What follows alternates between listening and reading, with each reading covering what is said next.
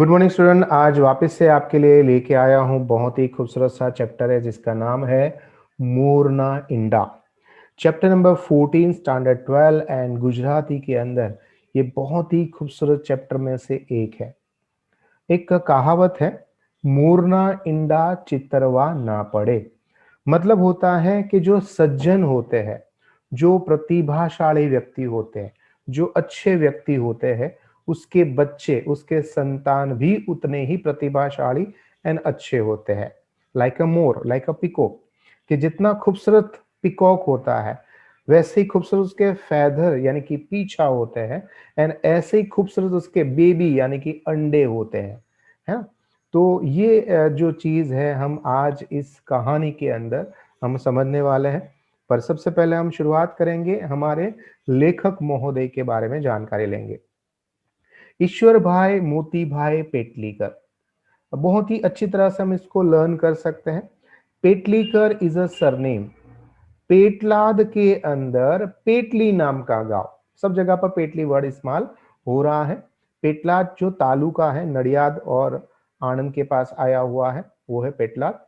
तो पेटलाद तालुका है, एक छोटा सा टाउन है, उसके पास पेटली नाम के गांव के अंदर रहते हैं पेटलीकर जी, ईश्वर पेटलीकर। बहुत ही बेहतरीन एक लेखक है। इसके अलावा समाज एंड पॉलिटिक्स यानी कि राजकारण के बड़े बड़े जो प्रॉब्लम्स है उसके ऊपर उसने ध्यान रखकर उसने काफी अच्छा रिपोर्टिंग यानी कि पत्रकार का काम किया। नॉवेल एंड शॉर्ट स्टोरी, इसके ऊपर भी काफी सारी उसके हाथ अच्छी तरह से चले।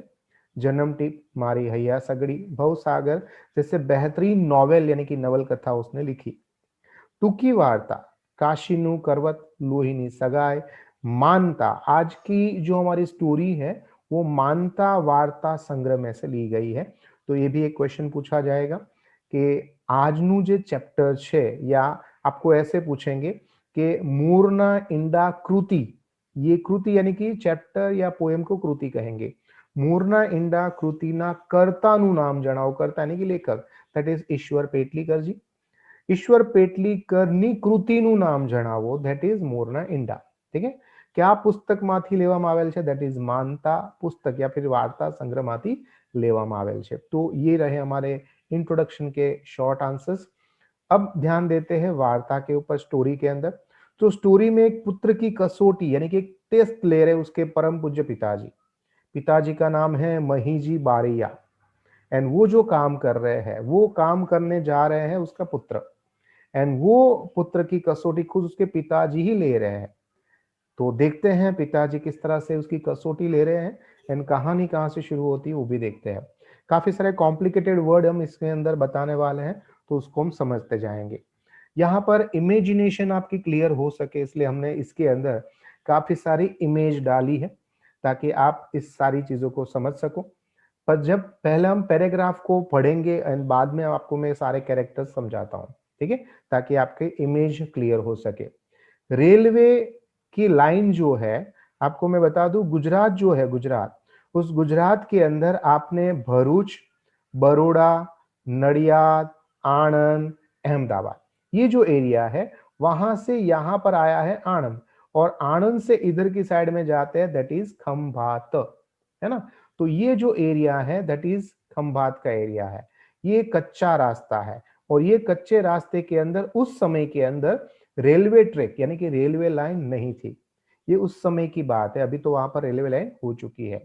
तो आणंद से लेकर खंभात पे कोई भी प्रकार की रेलवे लाइन नहीं हुआ करती थी, ये उस टाइम की बात है। खंभात के बहुत ही पॉपुलर एक सेठ थे, उसका नाम था किलाचंद सेठ, दैट इज किलाचंद सेठ। एंड उसकी एक लौती बेटी थी, उसका नाम था कबू, जो कि शादी करके बॉम्बे में जाकर सेटल हो चुकी थी।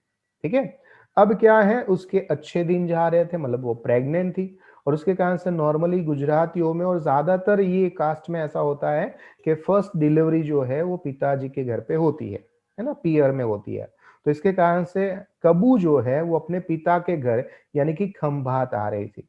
तो इसके कारण से किलेचंद सेठ ने अपने मुनीम जी, जिसका नाम क्या था, माणिक मुनीम जी, माणिक मुनीम जी को कहा था कि मेरी जो बेटी है कबू, वो आनंद रेलवे स्टेशन पे उतरेगी, तो आप वहां से इधर खंभात आप लेके आओगे। बोला ठीक है। तो माणिक मुनिम जी को कबू को रेलवे स्टेशन ले जाने के लिए काम सौंपा गया था। पर कबू की मतलब जो है साथ में एक फ्रेंड भी आ रही थी, या आप कह सकते हो उसकी नौकरानी थी, फ्रेंड थी या रिलेटिव थी, वो यहाँ पर डिस्क्राइब इस चैप्टर में नहीं किया गया था। तो और एक लड़की आ रही थी, उसका नाम था कीकी। तो that is Kiki, that is कबू। कबू एंड कीकी बाय ट्रेन आ रहे थे एंड वहां पर यानी कि आनंद रेलवे स्टेशन पे माणिक मुनिम जी लेने जा रहे थे। कैसे जा रहे थे? तो बाय बैलगाड़ी, है ना, इसको कहते हैं बड़द गाड़ी। तो दो बड़द गाड़ी के साथ माणिक मुनिम जी उसको लेने जा रहे हैं, ताकि एक के अंदर सारे लोग बैठ सके और दूसरे में जितना सारा सामान होगा वो सामान आ सके। ठीक है। तो खंभातना किलेचंद सेठनी दिकरी कबू सारा दहाड़ा मतलब अच्छे दिन जा रहे थे। इसके कारण से मुंबई थी वो आनंद उतरी। तेनो सब धो साथ जोई, मतलब उसके पास काफी सारा सामान होगा, है ना, और कॉस्टली सामान होगा, गहने होंगे। तो उसके लिए जो पियर आने वाली है वो अपनी एक बीजी बहननी સાથે આવવાની હતી। તેને લેવા જવા માટે ખંભાથી શેઠે બે ગાડી, ગાડી का मतलब यहाँ पर बैलगाड़ी है, એને લઈ અને મુનિમજીને મોકલ્યા હતા। एक गाडू खासू मतलब ज्यादातर खासू सर सामान से यानी कि सामान से खींचोखींच एकदम खींचोखींच कंजेस्टेड होके वहां पर भर जाएगा एंड दूसरे के अंदर सब इंसान बैठ पाएंगे। इस हिसाब से दो बैलगाड़ी लेकर माणिक मुनिम जी आनंद स्टेशन पे गए थे। जोखम लदाયેલું હોવાથી કબૂનું शरीर, एक तो कबू भी प्रेग्नेंट थी, ऊपर से नई नवेली दुल्हन जब घर पे आती है पापा के घर पे तो बहुत सारे ऑर्नामेंट्स पहन के आती है, रीजन के मेरे वहां पर ससुराल में बहुत ही अच्छा है, कोई प्रॉब्लम नहीं है। तो ऑर्नामेंट से ऊपर से प्रेग्नेंट है, ऊपर से दो लड़कियां हैं, तो इसके कारण से जोखम था और इसके कारण से माणिक मुनिम जी में दो अच्छी बैलगाड़ियां लेके जाते हैं।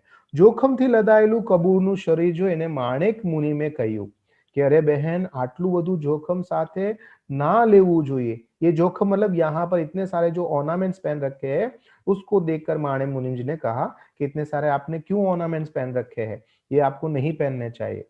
परंतु कबू जो थी उसने स्त्री स्वभाव से बहुत ही इजीली कहा चाचा को कि काका जी, तो कि हाँ जोखम ना लावे ना ત્યારે પીહર में मतलब मेरे पिताजी को उसको कैसे पता चलेगा कि दीकरी जे छे ते ससुराल में कितनी बड़ी सुखी छे, कितना उसको वहां पर सुख समृद्धि मिल रही है। तो ये तो हमारा दिखावा है या फिर कह सकते हैं कि ये हमारी आन बान और शान है ससुराल की, और वो हमें मायके में दिखानी पड़ती है और ये स्त्रियों का स्वभाव होता ही है। इस तरह से कबू ने माणिक मुनिम जी को सारी बात समझाई।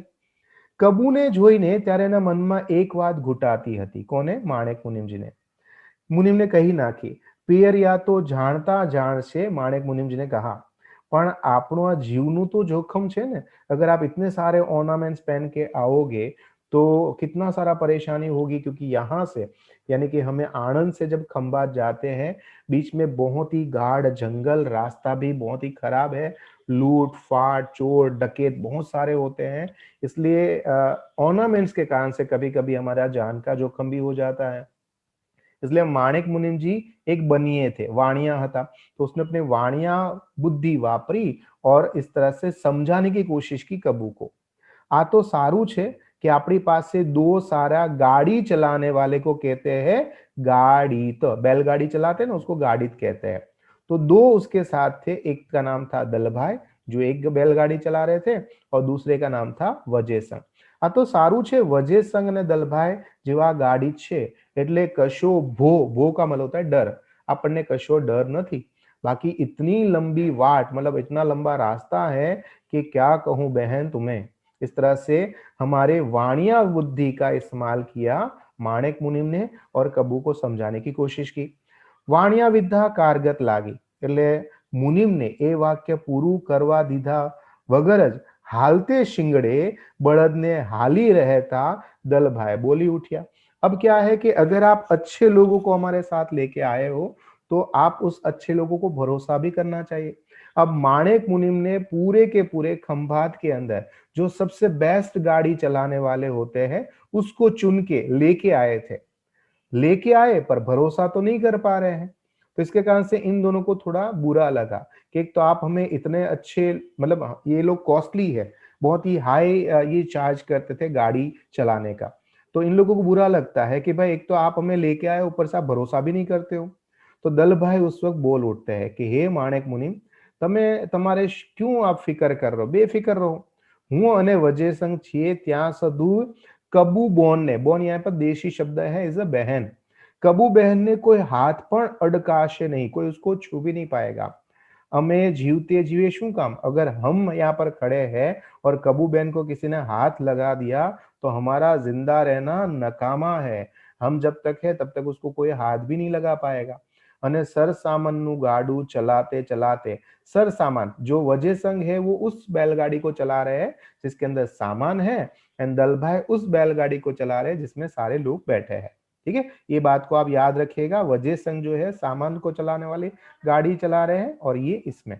तो सरसामान गाड़ू चलाने वाले वजय संघ ने बूम पाड़ी। दल भाई ने भी उसको सपोर्ट किया, बात सही बोल रहे हो दल भाई, वजय संघ आप भी बात सही बोल रहे हो। और माणेक मुनिम आप क्या बातें कर रहे हो कि एक तो आप हमारे को लेके आए हो और आप इस तरह से टेंशन ले रहे हो। आप टेंशन मत रखो, कबू बहन को कोई हाथ भी नहीं लगा पाएगा। अगर हाथ लगाना है तो उसको हमारी जान के सामने खेलना पड़ेगा। दल भाई ने भी उसको सपोर्ट किया। वजय संघ और दल भाई ने स्माइल की और धीरे धीरे करके वहां से यानी रेलवे स्टेशन से वो अपने गांव की ओर निकल पड़ते हैं। वजय संघे वड़ी ठेक सुधी खातरी आपता आपता और सपोर्ट किया कि मारू गाडू लूटाए। आपको क्या लगता है माणेक मुनिम जी, हमारा गाड़ा कोई लूट सकता है? हे माणेक मुनिम जी, जो कोई ने एवी बात करता भी नहीं, आप किसी को भी गलती से बात मत कर देना। हमें कोई खिचड़ी खाओ, खिचड़ी ज्यादातर गरीब लोग खाते हैं, खिचड़ी बीमार खाते हैं, खिचड़ी ज्यादातर वृद्ध या बच्चे खाते हैं, है ना। तो ये कहते हैं कि हम कोई छोटे मोटे काम चलाओ गाड़ी चलाने वाले नहीं है ना। और हमारा गाड़ा जो है उसको लूटने की किसी की हालत नहीं है कि अगर हमारा एक नाम पड़े ना कि दल भाई और वजय संघ का गाड़ा है, वहां पर से लोग निकलने से, बीच में से निकलने से डरते हैं और आप बोलते हैं हमारा गाड़ा लूट जाएगा, ऐसा कभी पॉसिबल नहीं है। इस तरह से वजय संघ ने बात की અને વાત સાચી હતી। ये बात भी सही थी कि खंभात का जो इतना एरिया है, उस इस एरिया के अंदर ये जो दोनों गाड़ी वाले हैं वो बहुत ही पॉपुलर थे। गाड़ीवाद तो घने थे, पर ज्यादातर जो थे वो बैलगाड़ा चलाते थे, यानी कि खेतर है या गोडाउन है वहां से माल सामान लाके रखना ले जाना, ऐसा काम करते थे। जबकि दलभाई और वजय संघ एक तरह से लग्जरियस ड्राइवर टाइप के बैलगाड़ी वाले थे कि वो प्रोटेक्शन भी देते थे एंड सर सामान को ले जाते थे। हाँ, चार्ज भी वो हाई करते थे। इसलिए लिखा है यहाँ पर कि मालना गाड़ा लेवा जई माटेનું वेतरू मोटा भागे बधा करता था। वेतरू यानी गधा मजूरी करना, कि गांव के अंदर बहुत सारे थे जो छोटे मोटे बैलगाड़ी चलाने का काम करते थे, जबकि ये लोग कभी छोटी मोटी काम नहीं करते थे। यानी इधर से उधर सामान ले जाना, ये करना वो करना उसने कभी नहीं किया था। उसने ज्यादातर कौन सा काम किया था? वही काम किया था जिसमें डेरिंग हो, ज्यादा चार्ज हो। એટલે કભી મોટા ભાગે બધાએ દલભાઈ અને વજય સંઘને બે વાત જુદી જ थी। दलभाई कणबी थे, कणबी जाति के, कणबी कम्युनिटी के थे, जबकि वजय संघ राजपूत थे। ये बात आपको याद रखनी है और ये शॉर्ट क्वेश्चन में पूछा जाएगा कि दलभाई कौन सी कम्युनिटी के थे एंड वजय संघ कौन सी कम्युनिटी के थे। तो इजीली आप याद रख सकते हो। संघ यानी कि सिंह शब्द आता है, वो राजपूत में क्षत्रिय में इस्तेमाल होता है, जबकि ज्यादातर भाई शब्द कणबी पटेल कम्युनिटी में इस्तेमाल होता है। तो दल भाई इज अ कणबी, वजय संघ सिंह यानी राजपूत। इस तरह से याद रखिएगा, ठीक है। બંનેનો ધંધો बहुत ही जोखमी था, डेरिंग वाला था। गाड़ी ने ले जतो, ज्यादातर इसकी बैलगाड़ी कौन हायर करता था? जिसको ज्यादा डेरिंग का काम हो, कहीं से सोना चांदी या बहुत बड़ी बारात को ले जाना हो, क्योंकि बारात को लूटने वाले बहुत सारे जो डकैत होते हैं, लुटारू लोग होते हैं, डाकू होते हैं, वो होते हैं। पर जब इसकी बैलगाड़ी होती तो कोई भी डाकू चोर इस पे हाथ लगाता नहीं था। और वही कारण था कि इसकी जो गाड़ी चलाने का काम जोखमी था, इसलिए वो ज्यादा चार्ज करते थे। ગાડિતનો કામ बहुत ही ભયંકર था। ગામ પર ગામ એમના ગાડા માણસો લઈને ફરતા હતા અને એવો ટપ્પોય ન મળે તો એ ભૂખ્યો સિંહની જેમ घास न खाए, कि अगर उसको कुछ भी ना मिलता गाड़ी चलाने के लिए, तो कहते ना कि भूखा सिंह कभी घास नहीं खाता है, उसी तरह से छोटा मोटा कभी काम नहीं करते थे, हमेशा बड़ा काम ही करते थे। एम બંને बेकार બેસી रहे पर छोटे मोटे काम कभी नहीं करते थे। અને અનાજની ગુણો ભરીને ગાડી કભી ચલાતે नहीं थे, हमेशा इंसानों को भी इधर से उधर घुमाने का काम करते थे।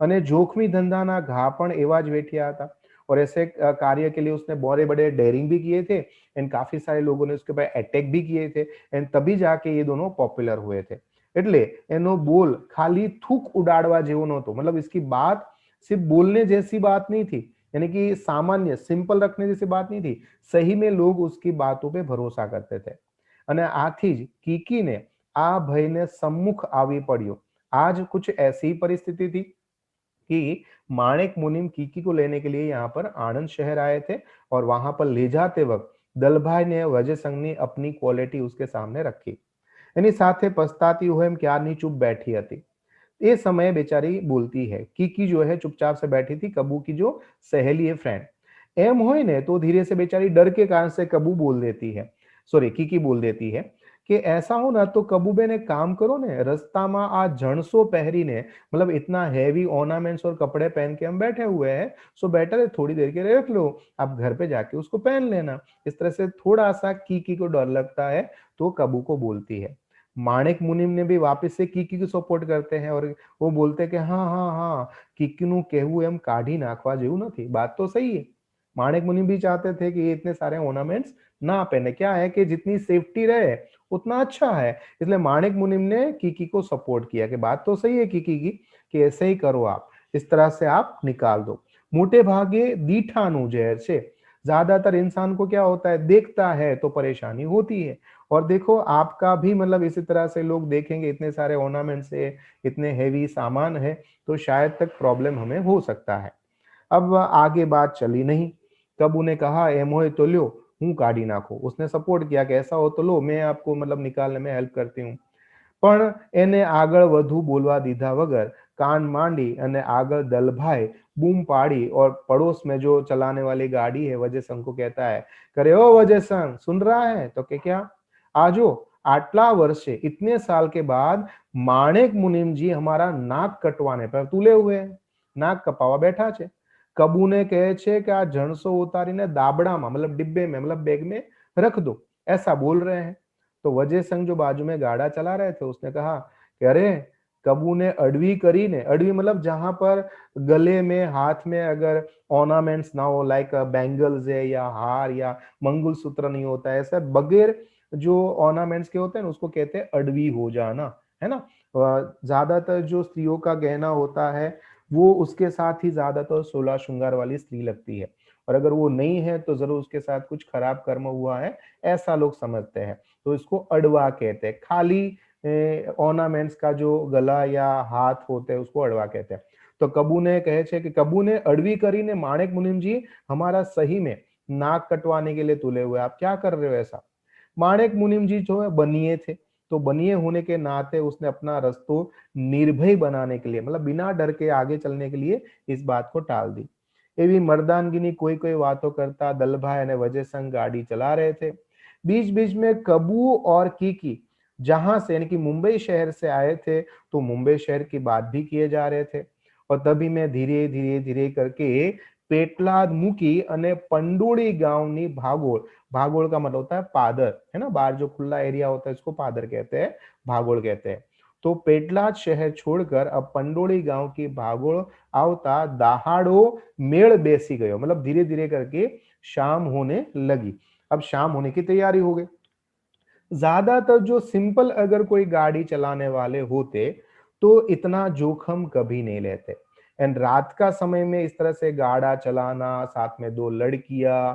और ऊपर से इतने सारे ऑर्नामेंट्स ऐसे चलाने का कोई डेयरिंग नहीं करता पर ये तो कौन है वजय संघ जी है एंड उसके साथ हमारे कौन है दलभाई है तो वो लोग इसका साथ ले रहे थे सामान्य तरीके गाड़ी हुई तो आવું જોખમી લઈને રાતે ગાડા હાંકવાનું પગલું કોઈ ના ભરે પરંતુ આ તો બે જણ રાતના 10-11 વાગે ત્યારે પહેલો પોરો લેતા मतलब फर्स्ट टाइम मतलब पहला उसका रुकने की जगह होती बाकी कंटिन्यू चलाते रहते कंटिन्यू 10-10 बजे तक रात को ऐसा था એટલે માણેક મુનિમ ने ये बात ना समझ थे कि चलो ठीक है थोड़ी देर यहाँ पर रुक जाते थोड़ी रात हुई इसके कारण से अब यहाँ पर रुकते हैं तो थोड़ा ढेबरा यानी कि इसको ढेबरा कहते हैं ढेबरा खा लेते हैं थोड़ा आराम कर लेते फिर वापस से गाड़ी चलाना शुरू कर देते रात में समय परंतु उस समय हमारे जो माणिक मुनिम जी है उसको लगा कि काम करते हैं, ये जो हमारा गांव है यहाँ से कोई हम वड़ाविया को ले लेते हैं। अब what is the meaning of वड़ाविया, ये समझने जैसी बात है। ये वड़ाविया का काम करते हैं और इसका नाम है महिजी बारैया। अब क्या होता है कि हर एक गांव के अंदर एक स्पेसिफाई एक बाउंड्रीज होती है, उस बाउंड्री के अंदर कोई एक स्पेशल पर्सन होता है, उसका नाम और मान सम्मान बहुत चलता है। अगर उस बैलगाड़ी में है तो कोई भी चोर डाकू लुटेरा उसको हाथ लगाता नहीं है। तो ये जो सपोर्टिंग का काम करता है उसको कहते हैं वड़ाविया। अगर सिंपल कोई गाड़ी वाला होता है तो हमेशा अपने साथ कोई ना कोई वड़ाविया को रखते हैं ताकि कोई उसको लूटे नहीं। परंतु यहाँ पर तो ये दोनों स्पेशल गाड़ी वाले हैं और उसको वड़ाविया की कोई जरूरत नहीं है। परंतु हमारे जो माणिक मुनिम जी है वो थोड़े चतुर चालाक या कह सकते हैं वाणिया बुद्धि चलाने वाला व्यक्ति है। उसको लगता है कि अगर डबल प्रोटेक्शन लिया जाता है, डबल सिक्योरिटी अगर मिल जाती है तो और बेटर होगा। इसके कारण से वो जो है दलभाई की या फिर कह सकते हैं कि हमारे वज्र सिंह दोनों की इंसल्ट करने पे तुले हुए हैं कि उसको लगता है कि हम गांव में से और एक वड़ाविया इसके साथ रख लेते हैं। तो એટલા माणिक मुनि में इस बात का सम्मत થયા कि गांव में से कोई वड़ाविया साथे लावવાની दरखास्त मतलब उसने बोला कि मैं ऐसे लेके आ जाऊं। ढेबरा खाता खाता वजय संघ की आंख लाल हो जाती, गुस्सा आ जाता है। दलभाई के ऊपर तो जैसे किसी ने अटैक किया हो, घा किया हो, ऐसा लगा। पोते ज गांडा था, हम ही पागल है जिसके साथ आए हैं, पर आए हैं तो क्या करेंगे। पर उस वक्त उन दोनों को याद आया कि इस गांव के अंदर अगर कोई होता है तो वड़ाविया में कौन होता है, महिजी बारैया। ये जाएगा तो लोग किसको पहुंचाएंगे, तो कि महिजी बारैया के पास पहुंचाएंगे। अब महिजी बारैया को जब बोलेंगे कि अच्छा बताओ आपकी गाड़ी कौन चलाते हैं, तो ये बोलेंगे कि भाई हमारे साथ तो दलबाई है, वजह संग है। तो महिजी बारैया कभी नहीं आएगा कि उसको पता है कि इतने बड़े अगर गाड़ी आप लेके चल रहे हो तो मेरे जैसे सामान्य वड़ाविया की कोई जरूरत नहीं पड़ेगी। इसलिए वजय संघ जी को एंड दलभाई को ऐसा लगा कि जाने दे माणे मुनि को, वहां पर जाके बोलेगा तो वो ही इसकी इंसल्ट कर देगा। इसलिए वो दोनों चुप हो जाते हैं। वड़ाविया જોઈને એના મનમાં હાડો હાડ અપમાન તો हो गया, समसमी उठ्या पर कुछ बोलते नहीं है। माणिक मुनिम जी गांव के अंदर वड़ाविया शोधवा मतलब ढूंढने के लिए निकल पड़ते हैं। महिजी बारैया गांवना वड़ाविया के अंदर उसका बहुत बड़ा पॉपुलर नाम था, परंतु ये नरियो शाहूकार હતો। अब ये जो है महिजी बारैया वो एक जमाने के अंदर दोनों काम करते थे, यानी लूटने का भी काम करते थे एंड प्रोटेक्शन देने का भी काम करते थे, है ना, दोनों काम करते थे। पर धीरे धीरे करके महिजी बारैया का काम जो है वो वड़ाविया के हिसाब से बहुत पॉपुलर होने लगा। सो उसने लूटने का काम कर दिया बंद। किसने? महिजी बारैया ने। तो यहाँ पर लिखा है कि शाहूकार હતો એમ નહીં, ચોર પણ હતો, પર વડાવિયા તરીકે કામ કરે ત્યારે જીવના જોખમે સામનો કરતો અને જ્યારે લૂંટવાનું કામ કરે ત્યારે જનून से लूटने का भी काम करता, यानी ये दोनों काम करते थे। पर धीरे धीरे करके ये दोनों परस्परी विरोधी स्वभाव वाला वड़ाविया का काम करने वाले महिजी बारैया थे और सब लोग उसको जानते थे। पर इसको लगा कि भाई अब वड़ाविया तरीके अगर हम काम करता हूं तो कोई मेरा मतलब भरोसा नहीं करेगा, इसलिए उसने धीरे धीरे करके उसने जो लूटने का काम है वो बंद कर दिया ताकि लोगों के उस पर विश्वास बैठना शुरू हो जाए। धीमे धीमे उसकी शाख है, उसकी पॉपुलैरिटी बढ़ती गई वड़ाविया के हिसाब से और आज भी उसकी वही पॉपुलैरिटी थी। दलभाई અને वजय संघ ने खातरी હતી कि ये यानी कि हमारे माणिक मुनिम जी वड़ाविया के हिसाब से उसके पास ही जाने वाले हैं। માણેક મુનિમજીને પૂરેપૂરો બની આવ્યો કારણ કે મહીજી આ બંનેને સારી રીતે ઓળખતા હતા। એટલે સાથે આવવાને બદલે माणिक मुनिम को ही दो शब्द सुना देगा। कौन? महिजी बारैया। वो उसको पता था, उसको बोला कि जाने दो कोई बात नहीं, घेर चालिया दे, ऐसे रहने वाले नहीं है। तो इस तरह से धीरे धीरे करके हमारे माणिक मुनिम जी जो है वो वड़ाविया ढूंढने के लिए किसके घर की ओर निकल पड़ते हैं? महिजी बारैया के घर पे। क्या वहां पर महिजी बारैया मिलते हैं? नहीं मिलते हैं? मिलते हैं तो क्या बातें होती है वो हम समझते हैं दूसरे पार्ट के अंदर। ठीक है। मुनिम जी गांव के अंदर ढूंढने निकल पड़ते एक वड़ाविया। माणिक मुनिम जी को पता नहीं इस गांव के अंदर कौन वड़ाविया का काम करता है। तो गांव में पूछता पूछता माणिक मुनिम जी महिजी नु घर सांभळनारे चिंध्યું कि यहाँ पर गांव के अंदर जो पॉपुलर है वो गांव वाला ने बोला कि एक ही बंदा है, उसका नाम है महिजी बारैया। तो एक बंदे को जब पूछा तो उसने बोला कि इधर की साइड आप चले जाओ, वहां पर आपको मिल जाएगा। माणिक मुनि जी धीरे धीरे करके उसके घेर पहुंच जाते हैं। मही जी घर में नहीं थे। बाई घर माथी उसकी जो पत्नी थी उसने घर माथी बाहर आवता शाहूकार मानस ने जोया। यानी ये शाहूकार शाहूकार मतलब होता है व्यापारी लोगों को शाहूकार कहते हैं। तो शाहूकार मानस ने जोया इसलिए उसने खटिया जिसको हम चारपाई कहते हैं, यहाँ पर गुजराती शब्द इज खाटलो आडो करी आप्यो। मतलब आडो करी मतलब उसको ढाल के दिया कि आप बैठो और चाय पानी पियो तब तक आ जाएंगे। એટલે એને કહ્યું કે બેહો मतलब बैठ जाओ। सेम्मा बोले तो खेतर में, वाड़ी में, फार्म में, है ना। ત્યાં ગયા છે આવતા જશે, अभी आ जाएंगे मेरा पतिदेव। यानी ये उसकी पत्नी है और ये जब घर पे आए तो उसने बताया कि मेरे पतिदेव घर पे नहीं है, અત્યારે ખેતરમાં ગયા છે, હમણાં પાછા આવશે। બાઈ ઘરમાં ગઈ એટલે હડાફ ભેર બેસી અને ખીચડી છાસ તાવડીમાં ભેગી કરી અને સબડકા મારીને ખાતા દીકરાએ પૂછ્યું। घर के अंदर जब उसने एंट्री की तो घर के अंदर उसका यानी कि महीजी बारिया की पत्नी का बेटा जिसका नाम था बुधू जो घर के अंदर बैठा हुआ था।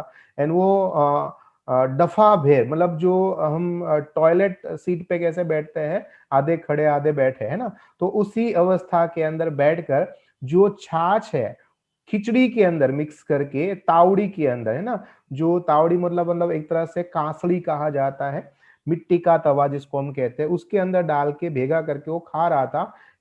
करके नहीं चाय हम पीते उसको कहते हैं सबड़ का भरना। तो उसको इतना मिक्स कर दिया था लिक्विड जैसा कि उसको करके सबड़ का भेर पी रहा था, खा रहा था। कब?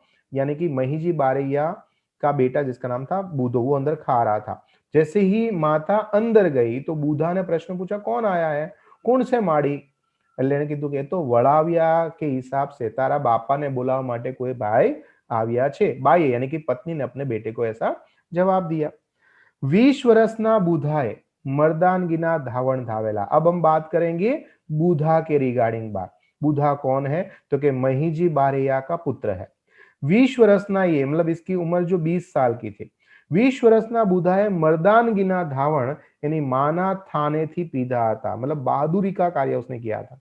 બાપુનું હાડ એવી ફૂટતી જુવાનીમાં ન સમાતા હોય એમ એના અડીખમ કાયા સાક્ષી પૂરતી હતી। जैसे बहादुर पिताजी थे ऐसा ही बहादुर उसका पुत्र था। यानी आज अगर इसकी बॉडी और शरीर को अगर आप देखो इतनी मजबूती थी, लाइक अपने पिता जैसा ही था।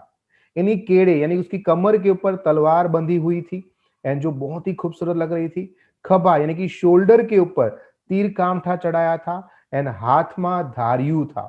इस तरह से तीन तीन उसको ये चीजें चलानी आती थी। एक तो तलवार चलानी आती थी, तीर कामठा इसको तीर कामठा कहते हैं वो चलाना आता था, एंड धारियू इसको हम कोई तो भी कहते हैं। ज्यादातर आपने देखा होगा कि नारियल जो है उसको काटने के लिए ज्यादातर धारिया का इस्तेमाल होता है। वो जो है वो तीनों चीज को बहुत अच्छी तरह से चलानी आती थी। आ त्रणेय कलामा बापे दीकरा ने आपवा मांडी थी। जब वो 5 साल का था उसका बेटा तब से उसने ये सारी चीजें उसको देनी शुरू कर दी थी। परंतु हजू सुधी प्रत्यक्ष धंधा में इन्हें पलोटियो नहोतो। ये सब उसको घर पे बैठकर ट्रेनिंग दिए जा रहे थे। प्रैक्टिकल जो चीज है वो अभी तक कभी हुई नहीं थी।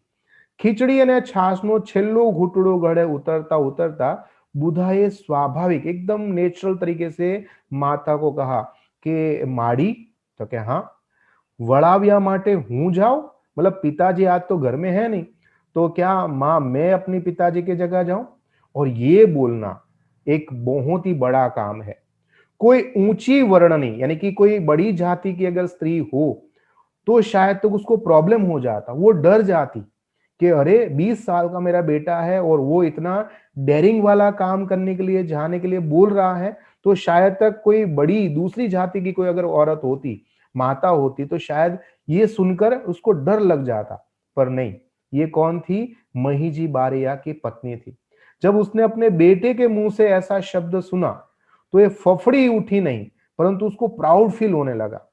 दीकरा ने इस तरह से जोखम का कार्य सामने से स्वीकार करता हुआ देखकर वो बहुत ही खुश हो जाती है।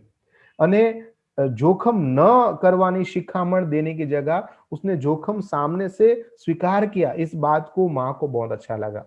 जैसे मां का अपना रुए रुआ मतलब एक एक गुजबम है ना, रुआटी जिसको हम कहते हैं, वो आनंद प्रकट हुआ और उसके मुंह के ऊपर शाबाशी प्राउड फील होने लगा। उसकी आंखों में, उसके घुसबम ने एक सरवाणी फूटी और वो हरख से बोलने लगी कि अच्छा, तू केड़े यानी कमर पे तलवार बांधे ते करता मारी माटे रूडो बीजो क्यों दिवस होए। मतलब आज अगर तू अपने कमर पे तलवार बांध के लड़ने के लिए जाएगा तो उससे बेहतरीन मेरे लिए और कौन सा अच्छा शुभ दिन हो सकता। दाड़ो का मतलब होता है दिवस, दूसरा और कौन सा दिन हो सकता है बेटा। वो बहुत खुश हो जाती है, बहुत प्राउड फील करती है अपने आप पे, क्योंकि जब ये 5 साल का था एंड तब से ये तलवार तीर कामठा चलाने की घर में प्रैक्टिस करता था। तो हमेशा महिजी बारिया की पत्नी अपने पति देव को कहती थी कि देखना, आपका बेटा आपसे भी 2 कदम आगे जाएगा, 2 कदम आगे जाएगा। पर हमेशा महिजी बारिया बोलते देखेंगे देखेंगे देखेंगे। और सही में आज बेटे ने सामने से जब माँ को ऐसा बोला कि माड़ी आज पापा नहीं है तो उसकी जगह मैं जाऊं, और इसके कारण से महिजी बारिया की पत्नी बहुत प्राउड फील करती है। फूटती मूछो ऊपर भीना हाथ फेरवता फेरवता बूढ़ो આગળ આવ્યો। कामनी पूछपरछ करी अने सवाल करिया कि ज्यादातर उसको सारी इंक्वायरी करनी पड़ती है, भाई कहाँ जाना है, कौन आने वाला है, कौन कौन हमारे साथ होगा, ये सारी चीजें पूछनी पड़ती है। एंड कहाँ से तक आपको जाना है, तो सारी उसने पूछपरछ यानी कि जो अभी आने वाले बंदे उसको सारी बातें उसने पूछ ली। હું વળાવ્યા માટે આવું છું तो ચાલશે, उसने जाके जो मेरा माणिक मुनिम है उसको बोल दिया कि मैं आ जाऊंगा तो चलेगा। अब क्या होता है कि जो लालची इंसान है ना, लालच के अंदर कोई भी चीज को देखता नहीं है। और यहाँ पर माणिक मुनिम ने भी ये सारी चीजें देखी नहीं कि 20 साल का लड़का है, किसको मैं ले जा रहा हूँ। माणिक मुनिम ने तो जुआनी आंख में ઊંડાણ मापता કહ્યું कि हाँ यार, ये तो लगता तो डेरिंग वाला है। तो इसलिए माणिक मुनिम ने कहा कि अरे भाई, जे આવો તે ચાલશે, जहां ત્યાં हमारा तो गाड़ा हेमखेम पहुंचाड़वाना छे। हमें तो बहुत ही सिक्योरिटी के साथ वहां तक पहुंचाने का कार्य करना है। उसमें आप आओ कि कोई और है, हमें क्या फर्क पड़ता है। बूढ़ा है तरत ऐसा खोखारो खा दो और अपने आप को प्राउड फील करवाया कि अरे सेठ, મહીજી બારૈયાનો ઘરનું નાનકડું છોકરું હોય ને તો એ કોની માએ સવાસે સૂંઠ ખાધી છે કે પછી અમારા ગાડાનું નામ ले।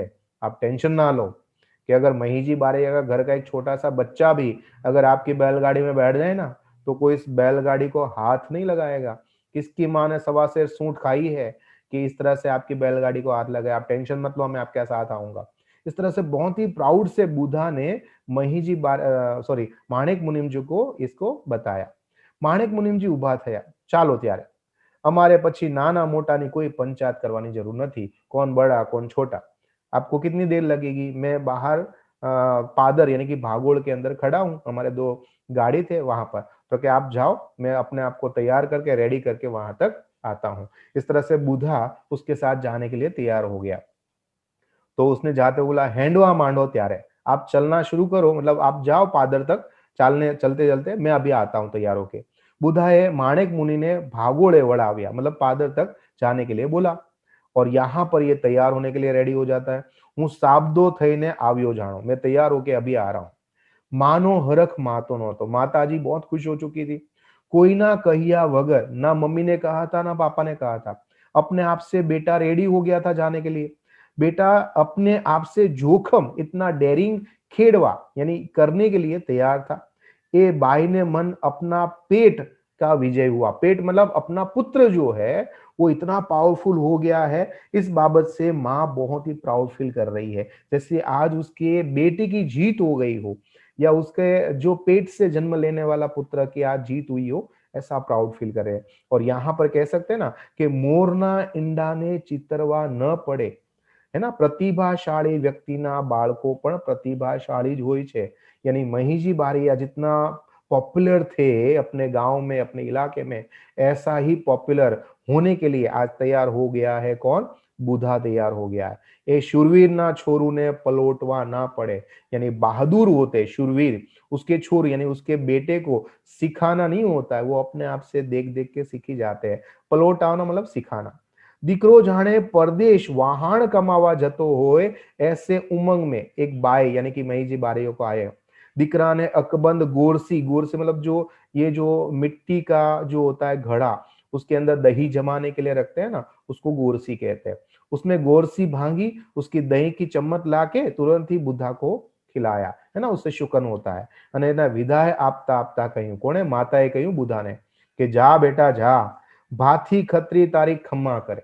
अब जो इस एरिया के अंदर एक बहुत ही पॉपुलर देवता आप कह सकते हो, शूरवीर कह सकते हो, अमर एक भाथी जी महाराज हो चुके थे, है ना। और उसकी बहुत लंबी कहानी है, पर मैं आपको शॉर्ट एंड स्वीट में बता दूं कि जिसकी शादी के समय इसकी पत्नी के साथ उसका मतलब फेरा फरने की तैयारी थी, और उसी टाइम के अंदर पता चलता है कि दूसरे गांव के कुछ लोग हैं, वो उसके गाय के धन को लेके जा रहे हैं, लुटारू लोग।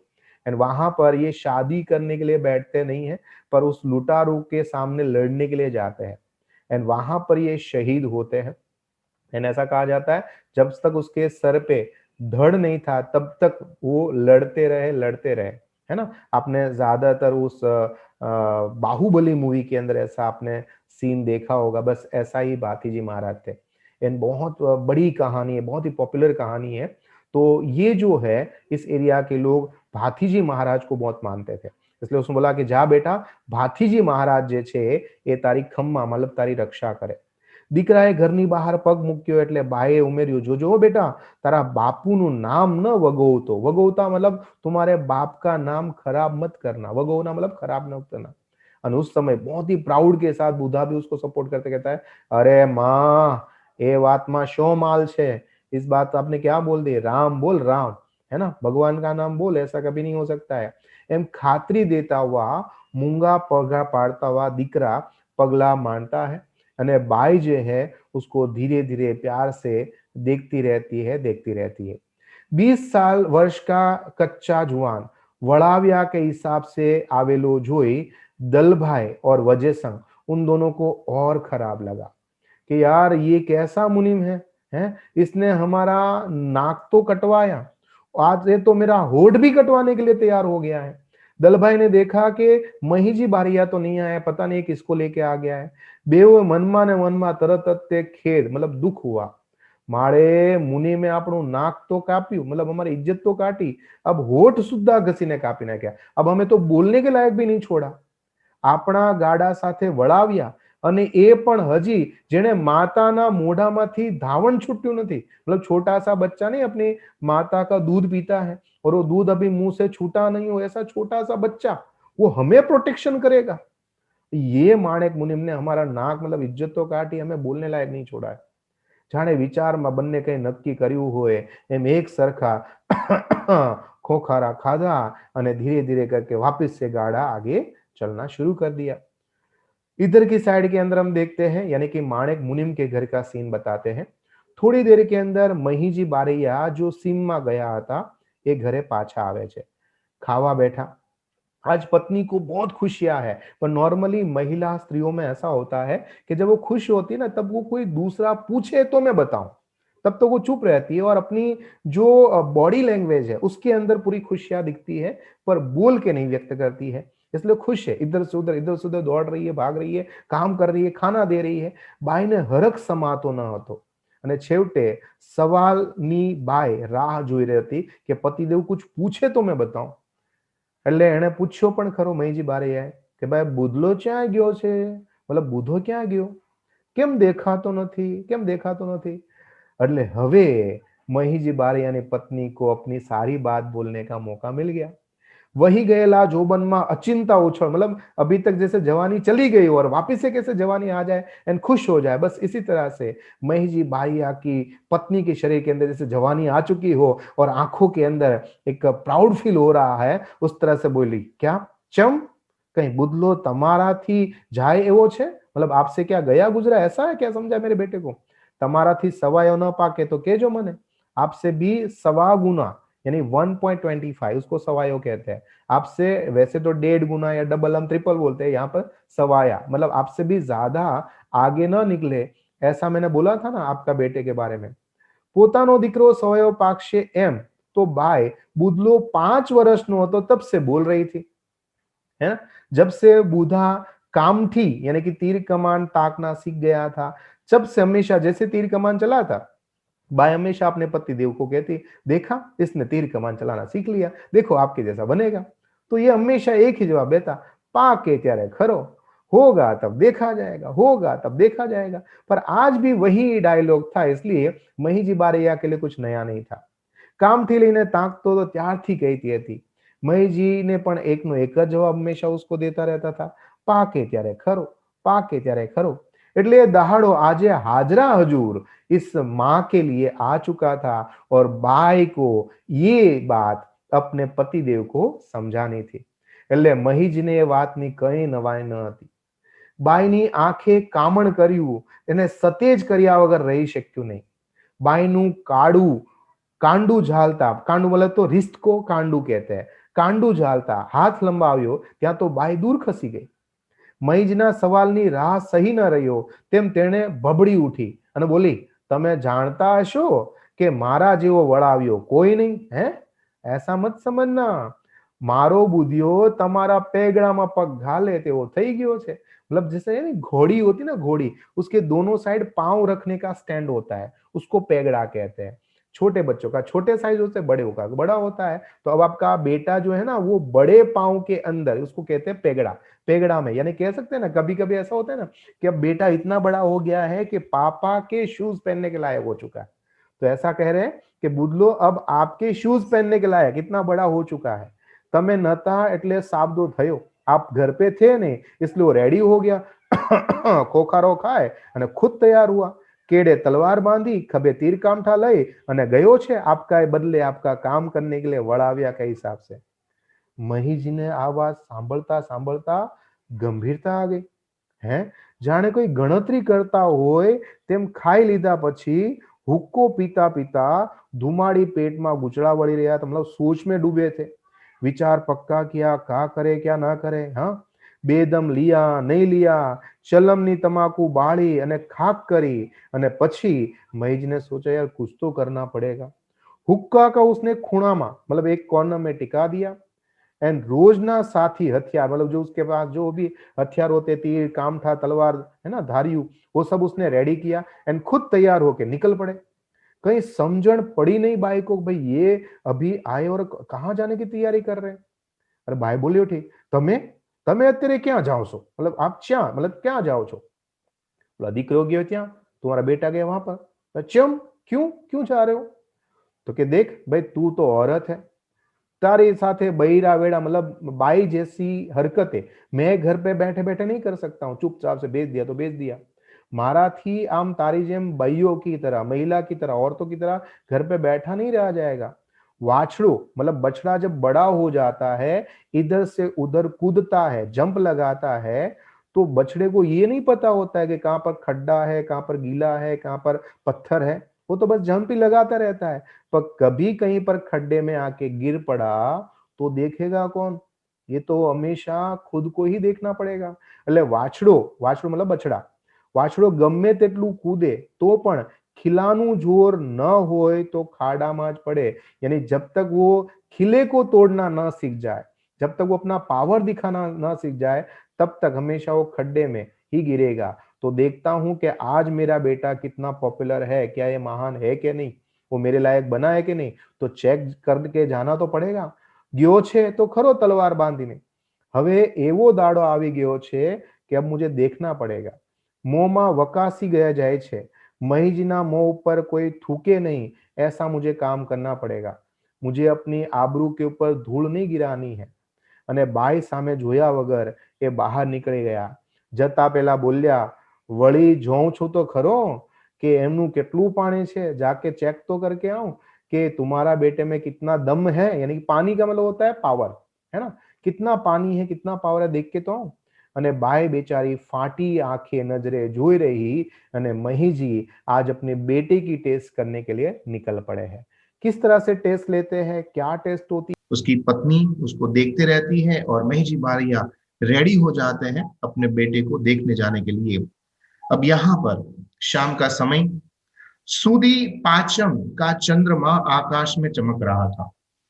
उगतानी साथे मतलब सन जैसे राइज होता है उसको उगना कहते हैं, और सनसेट होता है उसको आथमना कहते हैं। सेम चंद्रमा भी उगता है और आथमता है। अब आपको पता है कि अलग अलग शेड में वो आता है, कभी पांचम, कभी छठ, कभी सातम, कभी आठम, है ना। तो चंद्रमा आसमान में अभी उगने की तैयारी कर रहा था एंड डाउन होने की भी तैयारी था। आसमान में झाकू झाकू प्रकाश दिखाई रहा था। छोटी सी कैनाल जैसी जो जगह थी उसको कहते हैं नाड़, वहां पर गाड़ा जो है वो धीरे धीरे चले जा रहे थे। वड़ाविया के हिसाब से बुधो गाड़ा के आगे की साइड में थोड़े से दूर में खेतर के अंदर समान अंतर से चल रहा था। कबू मुसाफरी के कारण से थक चुकी थी, इसलिए भारे पेट, क्योंकि वो प्रेग्नेंट थी उसके कारण से उसको थकान ज्यादा थी, इसलिए गाड़े में आड़े पड़ के सोई हुई थी। उसके पांव के पास कीकी जो है वो भी अपनी झपकियां मार रही थी, झोंका खा रही थी। एंड આંચકો આવતા સહેજ વળી પાછી પગ લાંબા કરી અને પાંજરાની અઢેલી પર બેઠી જતી। माणिक मुनिम जी बहुत सारी बात दलभाई से कर चुके थे, इसलिए बात करते करते आगलना भाग में बैठे थे, पर अब वो भी थक चुके थे, इसलिए अब सिर्फ बैलगाड़ी के बैल चल रहे थे और दोनों पहिए चल रहे थे। बाकी सब कुछ शांत था वातावरण के अंदर। आगे के साइड के अंदर बड़ाविया चल रहा था। एंड तभी अचानक से दूर से एक आवाज आती है, राड़ पड़ती है। राड़ पड़ना मतलब बड़ी सी आवाज, ए जे होय ते गाड़ा उभा राखजो हो। जैसे बंदूक में से सन्न करती गोली आवे अने रुदिया अपना हृदय ने भेदे तेवी भयंकर राड़ सौना कान ने भेदी नाख्या। अने एज क्षणे कबू बैठी थई गए, कीकी सावधान थई गए अने माणिक मुनिम धीमेथी बोल्या, दलभाई राड़ पड़ी। અને આ સમયે દલભાઈને તો જાણે કંઈ પણ ન થયું હોય એમ પેટનું પાણી ન હલ્યું। દલભાઈ કહ્યું, છો ને પડી, ભલે ને પડી, આપણી પાસે વળાવ્યા તો છે જ ને। उसने बोला ठीक है, देखो वड़ाविया है ना, हमें क्या काम है, अब तो वड़ाविया लेके आए, प्रोटेक्शन तो वही करेंगे ना पहले। અને એ સાથે વળાવિયાએ બુધાએ હોંકારો દીધો, એ જે હોય તે હેંડવા માંડજો, મહીજી બારિયા દીકરા બુધાનું વળાવ્યું છે એમ સામાન્ય નહીં સમજતા તમે। પણ જાણે હોકારાની કઈ અસર ના થયો હોય એમ ફરીથી રાડ પડે, એ ગમે તેનું વળાવ્યું હોય ગાડા ઉભા રાખજો ભાઈ। કબુએ પેટનું શૂળ પડી હોય એમ મૂંઝવણમાં પડી, कीकी फीकी पड़ी गए અને માણિક મુનિ ઊંચા નીચા થઈને વળી પાછા બોલ્યા, वजेसन भाई। देखो दल भाई ने कोई रिस्पॉन्स नहीं दिया तो अभी वजेसन भाई के पास गए, પણ એ આગળ બોલે એ પહેલા તો વજેસન ભાઈએ નિર્ભય અવાજે કહ્યું, માણિક મુનિમ તમ તમારે નિશ્ચિંત રહો, આપણી હારે વળાવ્યા ક્યાં નથી, હે વળાવ્યા લેકે આए तो वही देखेगा। ત્યાં તો બુધો પણ ગાડા પાસે આવી ગયો। એની સામેની બાજુના ખેતરમાંથી આ રાડ રાખનાર એની સામે ખડો થઈ ગયો। ગાડા ચાલી જતા હતા અને ફક્ત અંદર બેઠેલા ત્રણ શાહુકાર એટલે કે કીકી, કબુ અને માણિક મુનિમજી, આ ત્રણ શાહુકાર, ત્રણ મનખ એટલે મનુષ્ય જ સુદ બુધની જ્યોતિ ઝાંકી પડી હતી, બાકી બધા એલર્ટ હતા, દલભાઈ, વજેસંગ અને બુધો ત્રણેય। બુધો વળી બોલ્યો, એ આબરૂ બે જે હોય તે પાછો હેંડો જા, તું મને ઓળખી ગયો છે હું કોણ છું, અને હું તને ઓળખી ગયો છે કે તું કોણ છે। છલાંગ મારતા રાડ દેનાર અવાજ કરને વાળા નાળમાં ખડો થઈ ગયો। બળદ અટકી ગયા। કબુએ ચીસ પાડી, કીકીએ માથું ફૂટ્યું અને માણિક મુનિ શિયા વિયા ઢીલા ઢપ થઈને બેસી ગયા। બોલવા માટે બત્તી ન ફાટી, કોઈ બોલ્યા ચાલ્યા વગર દલભાઈ ને વજેસંગ સાવધ બની અને બેસી ગયા। બુધો પડકાર કરતો બોલ્યો, જો અલ્યા બાપ, હું ખરું કહું છું, હા તું ચાલ્યો જા, બાકી તારી આબરૂ આજે નહીં રે, હું તને ઓળખી ગયો છું, તું કોણ છે। બાપ અને બીજો દીકરો, એક લૂંટારો અને બીજો રક્ષક, ખડકની પેઠે અડગ રહી અને મહીજી બોલ્યો, આગો ખાસ સમય તું મોટો આબરૂ લેનારો ન જોયો હોય તે। અને બુધાએ જાણે હડસેલો ધક્કો મારતા મહીજીએ એના જમણી બાજુનું જે બળદ હતું તેનું જોતરું, જે બળદ હોય તેને પકડવાનું એ જે રસ્સી આવે એને કહેવાય જોતરું, એ ઝાલ્યું। અને એ સમયે બુધો બોલ્યા, અલ્યા બાપ, મારું માની જાઓ હવે તું, અત્યારે હું તારો દીકરો નથી ને તું મારો બાપ નથી, હજુ શરમ રાખું છું ત્યાં સુધી, નહીં તો જોયા જેવી થશે। બુધાએ સાચમ સાચ પોતાના કેડ એની કમરમાંથી મ્યાનમાંથી તલવાર ખેંચતો કહ્યું, અલ્યા એ સમયે મહીજી બારૈયા બોલે છે, અલ્યા નહીં તો તું શું કરેશ। બળદનું જોતરું છોડી નાખતા મહીજી બોલ્યા, દલભાઈ અને વજેસન આ બધું તમાશો એક નાટકની જેમ જોઈ રહ્યા હોય તેમ જોઈ રહ્યા હતા। અછોડો ઝાલીને નિરાતે શાંતિથી ઉભા હતા. બુધાએ છેલ્લો પડકાર આપ્યો અને કહ્યું, જોવું જ છે તારે? હા, આજ તો જોવા જ નીકળ્યો છું, બતાવી દે શું છે તું, શું કહો છો? એમ કહેતા દીકરાએ ભયંકર તલવાર ઉચકી અને એ સમયે ચંદ્રના અજવાળાની તલવારમાં છાપું થઈ જાય એવો હરખ મહીજી બારૈયાને થયો.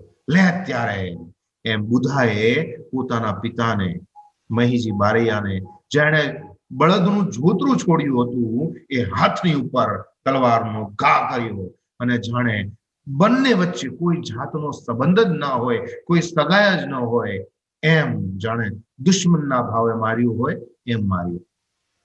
સર કરતી લોહીની ધારા વછૂટી. મહીજીએ જાણે તૃપ્તિનો ઓળકાર આવ્યો હોય એમ ધરપતનો શાંતિનો ઓળકાર આવ્યો. અને બુધાએ તો કલ્પ પણ ન હતું કે બાપ, મારે પહેલા જીવનની અંદર પહેલી વખત જ્યારે હું જાઈશ ત્યારે મારા બાપનો સામનો કરવો પડશે. એને એટલું હજુ આ એનું કર્તવ્ય કપરું હતું. પરંતુ મહીજીએ તો આજ પોતાના દીકરાની નેકીની પરીક્ષા કરવા માટે નીકળ્યા હતા. એ જ ગવાયેલા હાથે એને શાબાશી આપતા હતા અને કીધું કે દીકરાના બરડા એટલે પીઠની ઉપર એને થાબડ્યો અને કહ્યું કે શાબાશ મારા દીકરા, શાબાશ. મને હવે ખાતરી થઈ ગઈ છે કે તું મારું નામ ક્યારે નહીં બોલે. જા બેટા જા, ફતેહ કર, વિજય કર. અત્યાર સુધી તમાશો જોનાર દલભાઈ છેવટે બોલ્યા, અને મોરના ઈંડાને તો કઈ ચિતરવા પડતો હશે હે મહીજી? તો અવાજ તરત જ તે સમજી ગયા અને મહીજી બોલ્યા, હે કોણ? દલભાઈ કે શું? ગાડા ઉપરથી ફેંકીને નીચે આવીને દલભાઈ કહ્યું, હા એ બધી વાત પછી કરજો, ચાલો હવે આ ઘાની ઉપર હવે પાટો બાંધો, મલમ પટ્ટી લગાવો. પણ જાણે કઈ ન થયું એમ મહીજી બોલ્યા, અરે આ પાછળના ગાડામાં વજેસંગ જ હશે કે શું? હા, બીજું કોણ હોય વળી? વજેસંગ હોય ત્યાં દલભાઈ હોય, ને દલભાઈ હોય ત્યાં વજેસંગ હોય. વજેસંગે પાછળ જવાબ આપ્યો, એ જ છે, બીજું કોણ હોય? અરે ગાંડા! એ સમયે મહીજી બારૈયાએ પોતાના પુત્રને કહ્યું, શું દીકરા તે કર્યું આ હે? દીકરા તરફ જોઈને મહીજી બોલ્યા, વાઘનું રખોપું. વાઘ એટલે ટાઈગર. શું એનું રક્ષણ કરવા માટે ક્યારે લેપર્ડ એટલે કે દીપડા આવે? દીપડા ન આવે ભાઈ. વાઘ તો પોતે એક જંગલના રાજા સમાન છે. એનું રક્ષણ દીપડા ન કરી શકે. અહીંયા વાઘ આ બંનેને કહ્યા છે અને દીપડા આ બંને પોતાની જાતને કહે છે કે આવા મોટા ટાઈગર હોય એને લેપર્ડ થોડું એનું પ્રોટેક્શન કરે. વાઘનું રોફોગોરા દીપડા નીકળે. આ તો એવી વાત થઈ ગઈ. અને દીકરો જાણે અજાણ્યો હોય એમ શેઠ કેવો છે એ આમને ઓળખ્યા નહીં હોય એમ માની મહીજીએ કહ્યું કે ભાઈ શેઠ ક્યું મુંબઈ રહે છે જે તમને બંનેને ઓળખતા નથી? તો માણેક મુનિમે કહ્યું કે ના ના, હું તો ખંભાતમાં જ રહું છું ભાઈ. તો મહીજી કે નહીં, ખંભાતમાં રહેતા એવું લાગતું નથી. મહીજી કે કેમ? માણેક મુનિ કે કેમ? તો કે જો તમે ખંભાતમાં રહેતા હોય ને તો દલભાઈ અને વજેસંગના ગાડાને વળાવ્યા ક્યારે તમે ના કરાવે. આ બંનેને ક્યારે વળાવ્યાની જરૂર પડે નહીં, એ યાદ રાખ. એની જરૂર ક્યારેય ના પડે. માણેક મુનિને પોતાના મોંમાંથી કંઈ જવાબ દેવા માટે નીકળ્યું નહીં. પાટા બંધાઈ ગયા. સામ સામે બીડી પીવાઈ ગઈ એટલે દીકરાએ આગળ વધતા મહીજીએ કહ્યું, ચાલ બેટા ચાલ, હવે હેન્ડ. હું આવ્યો એટલે તારે સારું થયું. આટલો લાંબો ફેરો તારે બચી ગયો.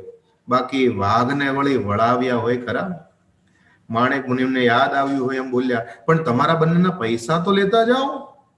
મહીજી ખડખડાટ હસ્યા.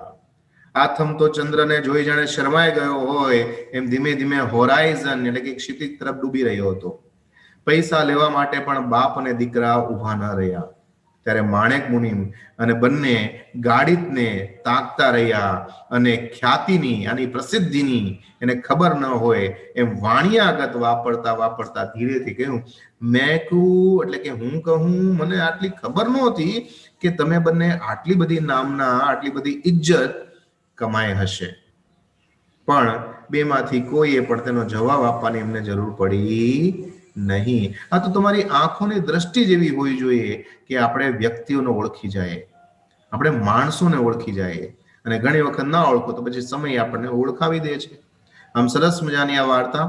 પુસ્તકનું નામ છે માનતા નામના પુસ્તકમાંથી આજની આ ટૂંકી વાર્તા આપણી નવલિકા લેવામાં આવી, જેની અંદર આપણને બધાને સમજાવવા માંગે છે કે ખરેખર મોરના ઈંડાને ચિતરવા ન પડે।